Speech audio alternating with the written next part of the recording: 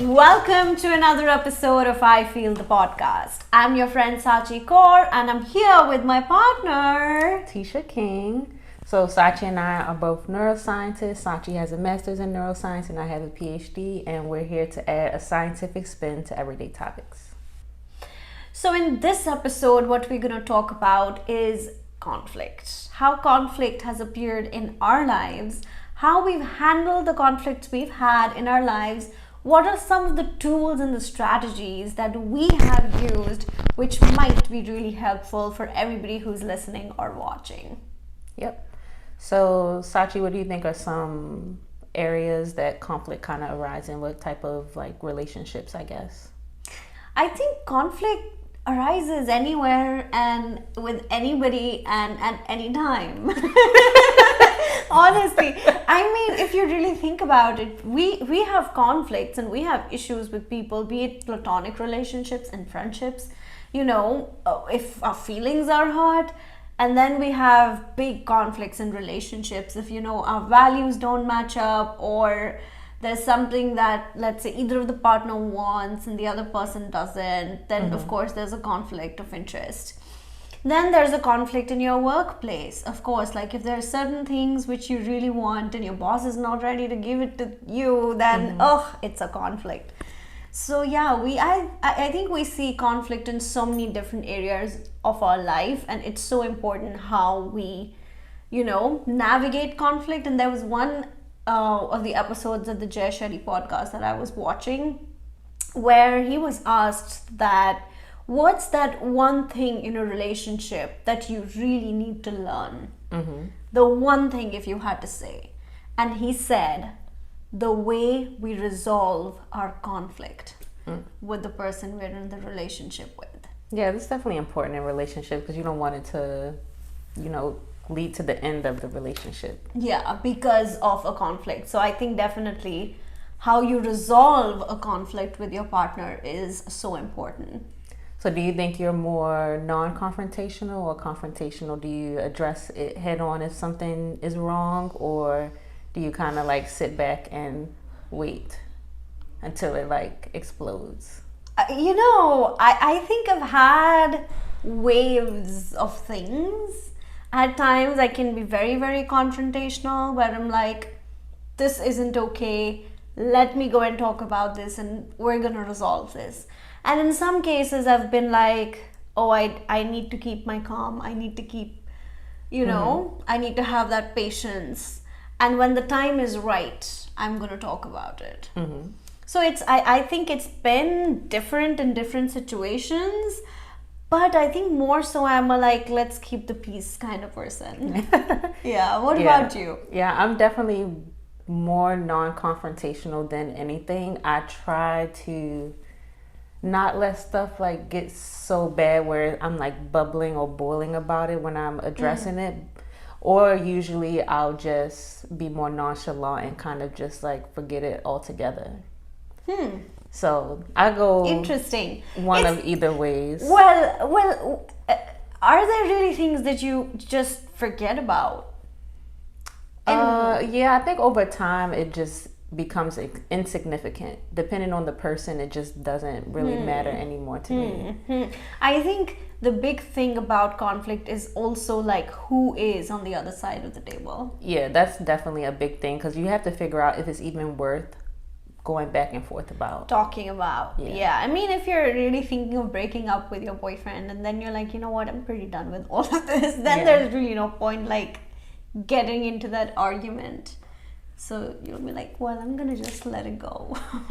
That, I don't know, that seems a little more touchy because I feel like you'd have to say something eventually. One person would, I don't know, it just seems like you, I guess if it's your actual boyfriend, it can't just, I don't know, it just seems awkward if everybody just kind of separates and doesn't have an official end conversation. Yeah. I think how I have come to think about it with time is, of course, there could be maybe 10 reasons why you want to break up with your girlfriend or your boyfriend, right? And you know that you want to break up with that person.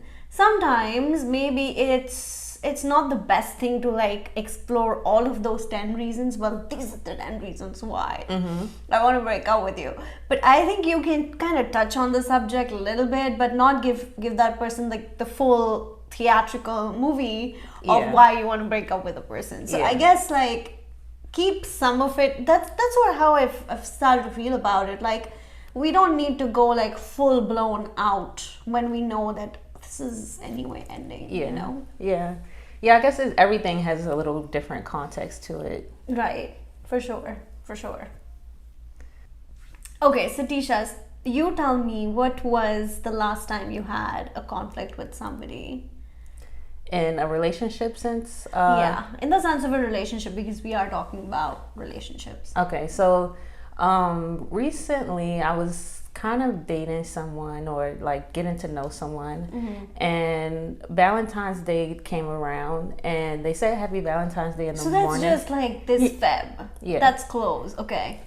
And then they kind of just like disappeared for the rest of the day, and I just felt like that was kind of weird. So there had already been times before, as he's in school and kind of busy and things, that he just would, you know, be busy with work or whatever, and I get that.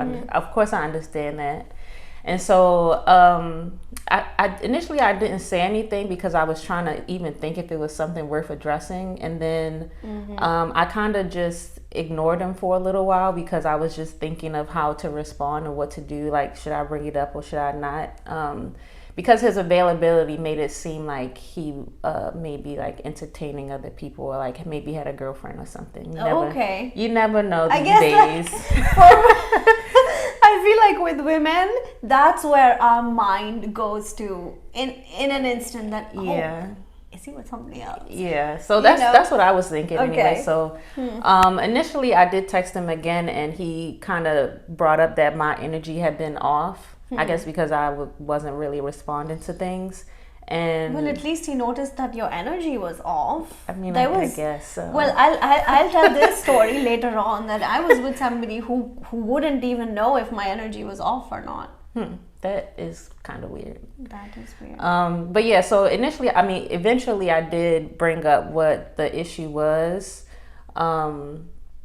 And we kind of went back and forth about it a little through text, but there was a resolution to it. He answered the question, but his response was just weird in the sense that he thought that I was being weird for taking time to just think of how to react.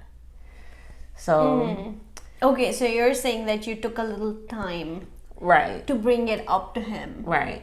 And he was like... He thought that I should have just addressed it right in the moment instead of waiting to, you know, sometimes if you're not sure what your thoughts are in the moment, you might take some time to think things through and see how to react to it.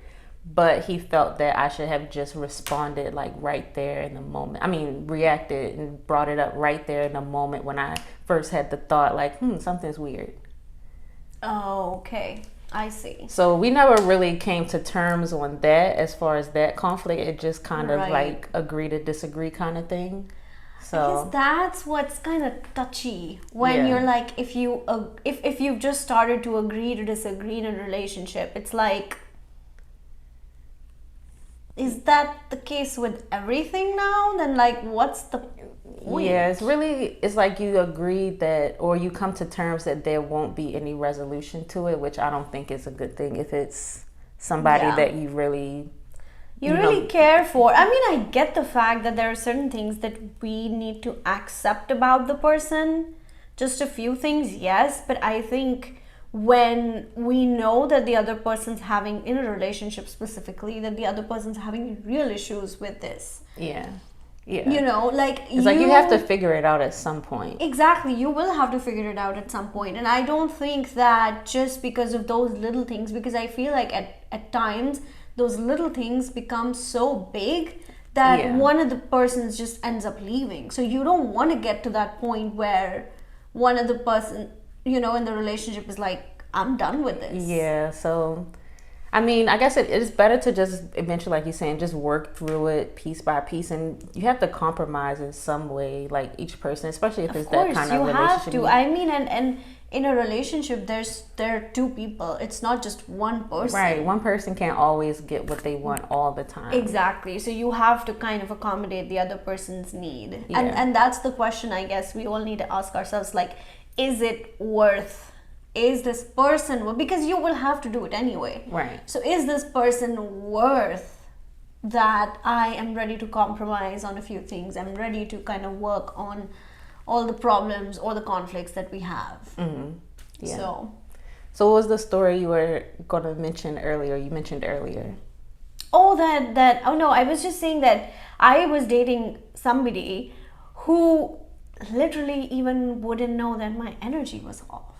Like if I wouldn't text him for a day or two, you just thought it was normal? It was normal. Which I'm like, it's not normal. Yeah.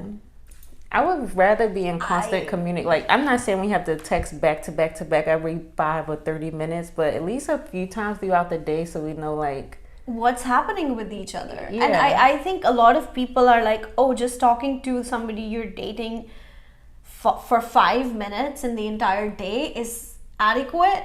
Yeah. I don't feel that's adequate. So you think this is an instance where that's a conflict? he doesn't even recognize that the conflict exists, though. No. Right. Yeah, so he's that's like an oblivious instance. to it. Exactly. And I think somehow it was my fault as well that I never brought it up either. Or even if I did bring it up, it just, I don't know, blew into something bigger than it was. Mm-hmm. So I guess those instances where you know that, okay, you know what, this is really not going to go anywhere. Mm-hmm. And you've tried it multiple times, that's the time you need to kind of think, oh, is this the time to let it just go? Yeah. Yeah, because I guess, 5 minutes really isn't a lot at all. I don't know. It's not. It's really not. No.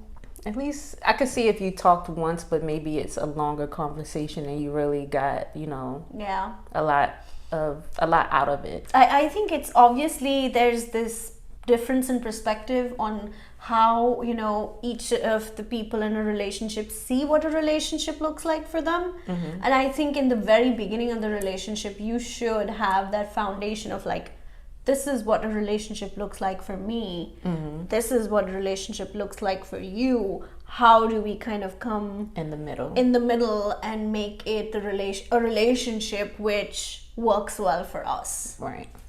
Yeah.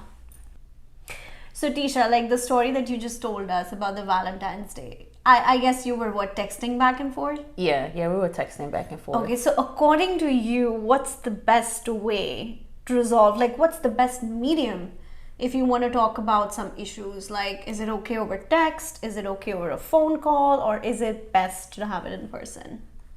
I really think it's best to just do it in person, because then you can feel someone's energy and like see how they are actually responding and like the tone of their voice, you can hear it. So and combine all of that to get a good gauge of how they are responding to what you're saying, because like via text things can be taken to the left. Like everything can go left when you're texting about something like that, and you never know like the tone of what someone's saying. You can take things the wrong way and start to feel like personally attacked about it. I think even the perception of things, it just changes sometimes when you're over text. Yeah. Like you said, the tone of the voice. Sometimes I would try and read the text in the other person's voice and it doesn't sound nice.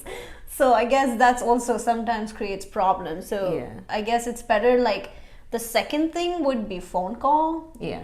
And like you said, the best thing would be in person. Yeah, but this one, I guess I just did it over text because I'm not really like a big talk on the phone kind of person. And already it was just easier to write out like what I was saying. I guess I was still like a little nervous to bring it up. Like I didn't really want to bring it up, but I was like, let me just get it out the way now.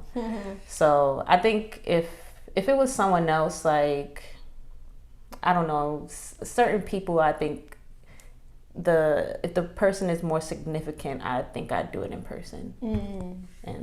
That makes sense. Like, who is on the other side of the table? What kind of relationship have you had with this person? How long have you had this relationship with the person? Right. So I think a lot of things factor into how you're going to address a particular conflict. Exactly, yeah.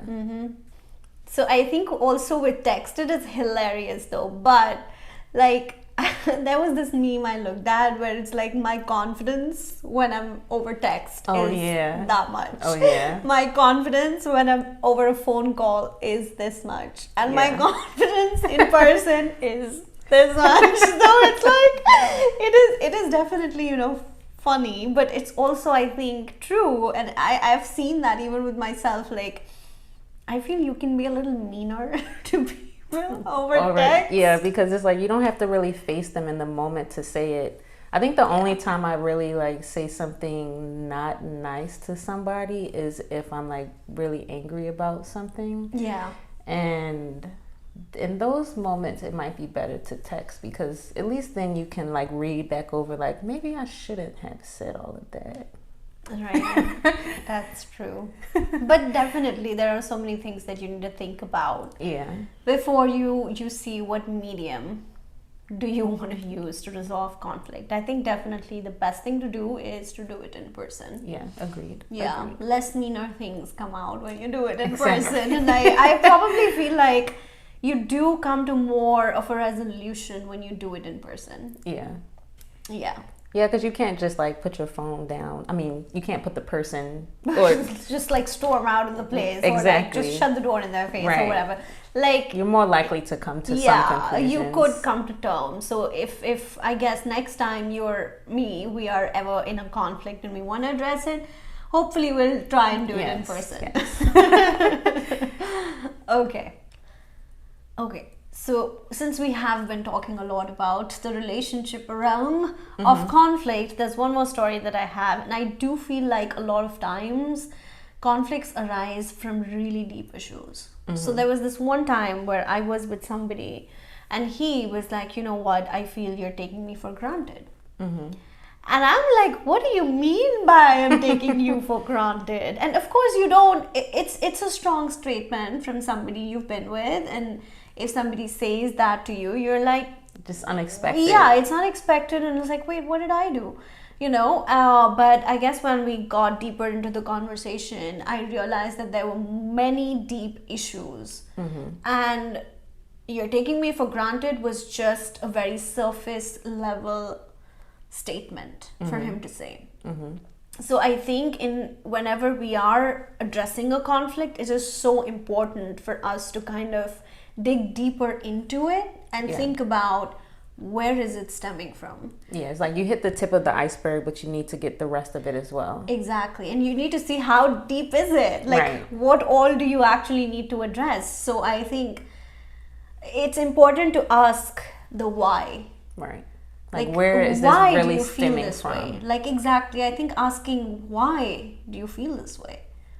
You know, and I think then the person starts kind of talking more about why that person feels the way he or she feels, and then I think it's easier to come to resolutions and be like, oh, so this is how you feel, and if I do this, do you think it'll make you feel any better? Yeah, because it's kind of easy to address like surface issues, but then if you don't get to the real bottom of it, those same surface issues will keep arising because you're not really dealing with the meat of it.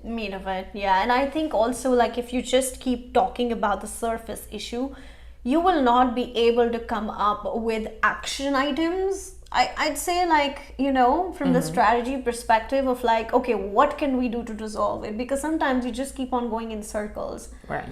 Like, and you just don't come to a resolution on, okay, how do we solve this? And in most cases, I feel like people don't ask this question of like, why you feel the way you feel and what can I do to solve this? So I guess just asking those two questions can make that conflict a lot easier to address. Yes, a lot easier to address, and something like a learning lesson for you. And I also feel like a lot of times, even for me, because I always have been like, conflict, nah, I don't want to.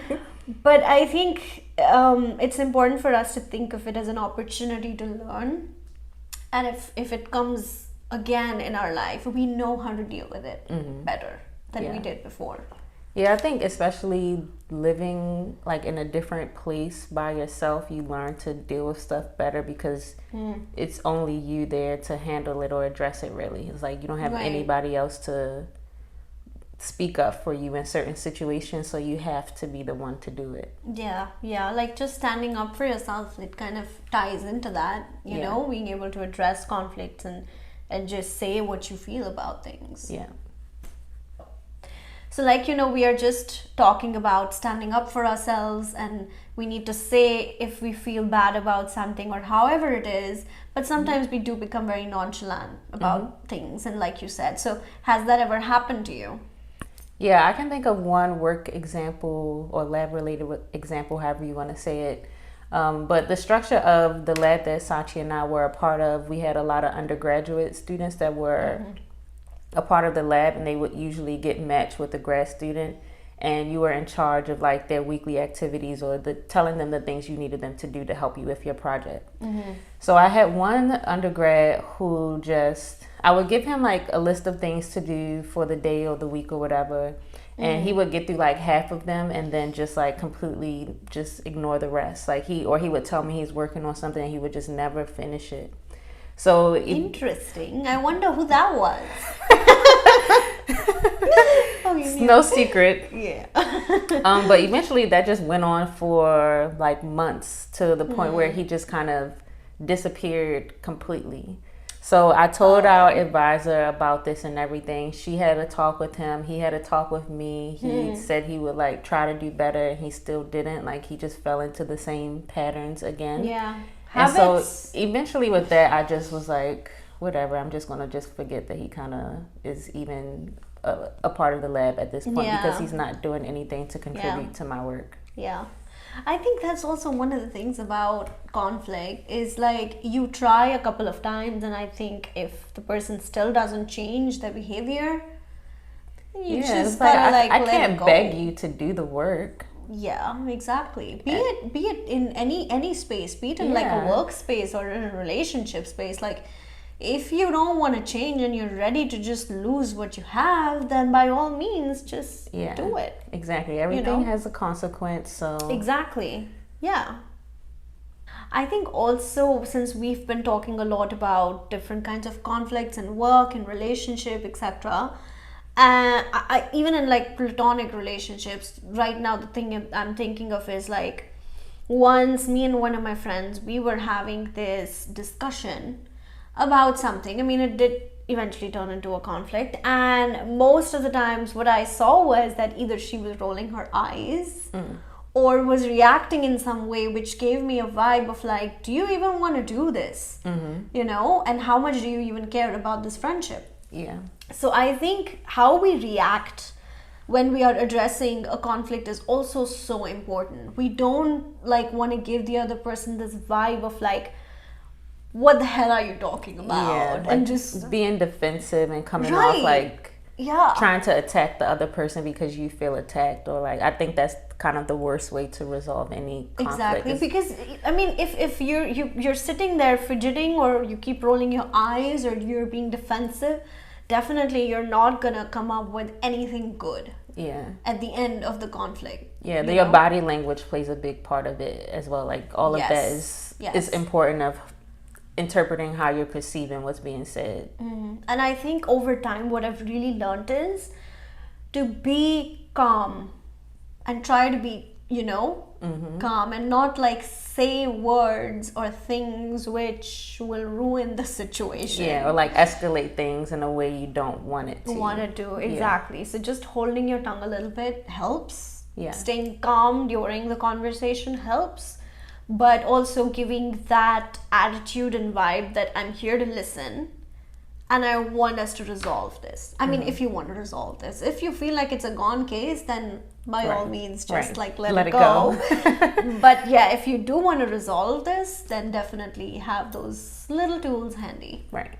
Agreed.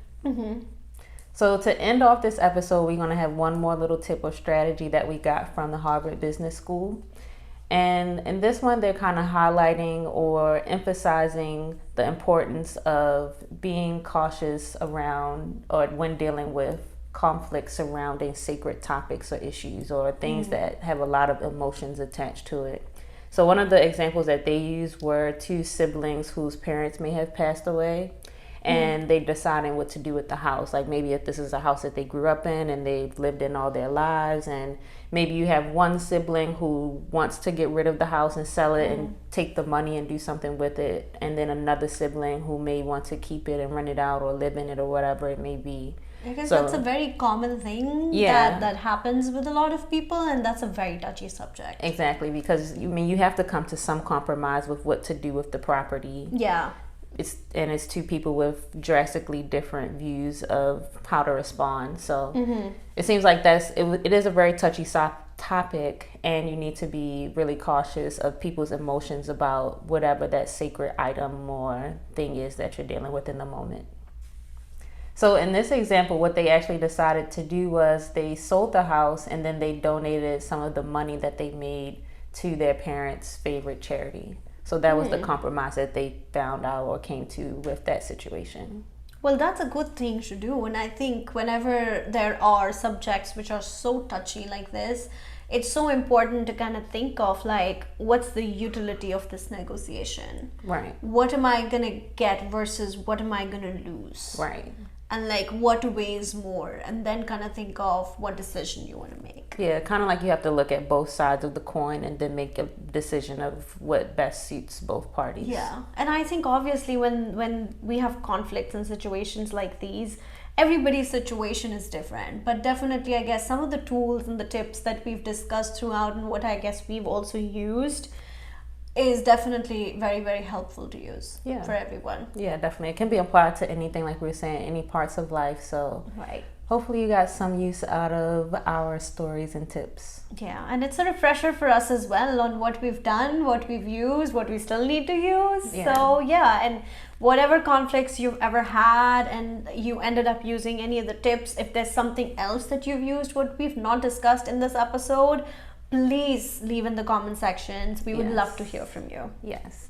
So this week's gem of the week is by Oprah Winfrey. It goes like this. I'm a woman in progress. I'm just trying like everybody else.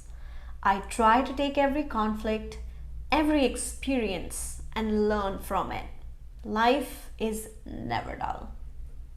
And that's all we can ask for. Learning from our experiences. That's what we're here for. Yep. So thank you guys for watching this episode. As always, like, share, comment, subscribe, do all of the things so more people can listen and start subscribing to our podcast. Thank you guys for watching, and we'll see you next week. Bye.